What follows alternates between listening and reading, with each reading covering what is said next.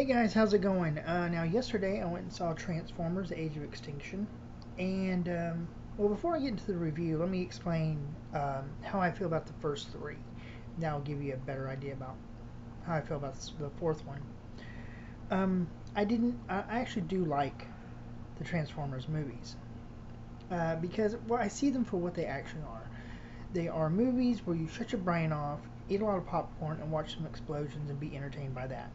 They're not Oscar-winning performances. They're not supposed to be. They're basically B movies with a budget. Okay, that's basically what Transformers are. So, taking in that account, um, I'm not joining the bandwagon of hatred for the Transformers movie. However, I do have one glaring thing about it that I don't like about it. That is the 3 hour runtime. And that is, it seems that Michael Bay tried to cram so much into one movie. You have three major storylines going on that, taken individually, each one of them could have been a separate movie. Now, the movie takes place 4 years after the events in Dark of the Moon. And basically, the CIA, a CIA organization called Cemetery Wind, which was ran by Kelsey Grammer, is basically hunting down the Transformers. All the Transformers. Doesn't matter if they're Autobot or Decepticon. That right there could be itself a one movie. You know, instead of an evil robot coming down from the Earth, have the bad guy be the United States government. Um, the second one is not a Decepticon, just a Transformer called Lockdown. He's not a Decepticon or an Autobot. He's a neutral Transformer, and what he is basically a bounty hunter. He's after Optimus Prime because he's been hired by who he claims to be the creators of all Transformers life. Now, this is a little bit um, contradictory to what we learned in the first movie. In the first movie, we thought that the Cube, um, created Transformer life. Now we're finding out that there were people that actually created the Cube and created all the Transformers, you know, that there were. So he says that he's basically been hired by these creators, that's all they're called, to find Optimus Prime and bring him back. To me, that's another one that could have been its own separate movie. And of course, the third one is Megatron becoming Galvatron. Um, Basically, a high-tech company called KSI uses captured Decepticon and Autobot technology from the Battle of Chicago, including the head of Megatron, to create their own Transformers. And when I first read that Galvatron was supposed to be a human-controlled Transformer, I was a little skeptical about it. But I think they did a great job in the movie sorting that out, that they were using, they were scanning Megatron's mind to find out how it worked, and that's how Megatron was able to download his conscience, basically from his wrecked head into the new Galvatron body.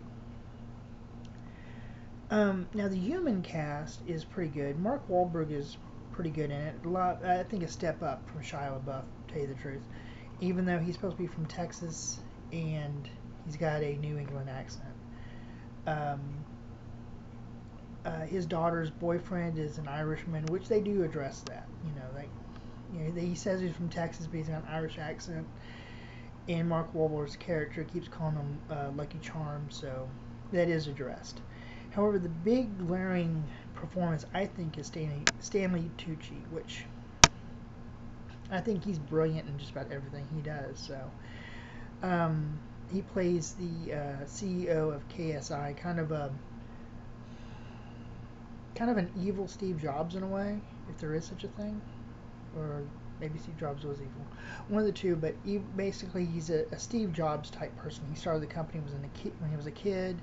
Now it's grown into this big major corporation that's coming up with all these innovative technology ideas and stuff like that.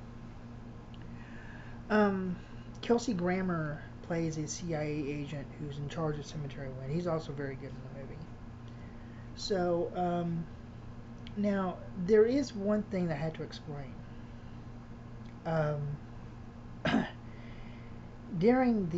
It's a little thing, it's not even a major plot point, but I think I should point this out. During one of the scenes, Mark Wahlberg is telling Lucky Charms not to date his daughter because she's 17, he's 20, and he comes up with the Romeo and Juliet statute, which there is a statute in Texas called the Romeo and Juliet statute, which states that if two people start dating, start seeing each other when they're both underage, when one becomes of age, they can still see each other.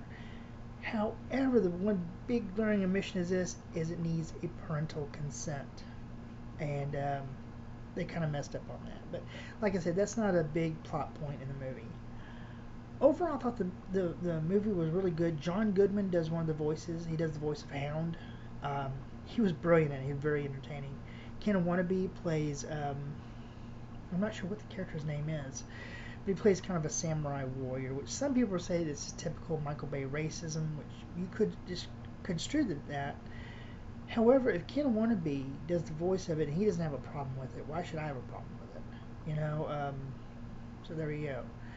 But all in all, if I had to give a rating between 1 and 5, I'd probably give it maybe a 3, no higher than a 3. Really good action sequences. There actually is a plot. Some of it doesn't make sense, you know. The problem is the plots kind of twist and turn and go inside out and wibbly wobbly, and like I said, Bay just tried to cram too much into one movie. If he had separated them out, he could have 3 separate movies, thinner plots, but a lot easier to follow. So there. Alright, well that's about it. That's my review for Transformers Age of Extinction. In 2 years, in 2013, Michael Bay will come out with Transformers 5, even though we're not sure if he's going to direct yet.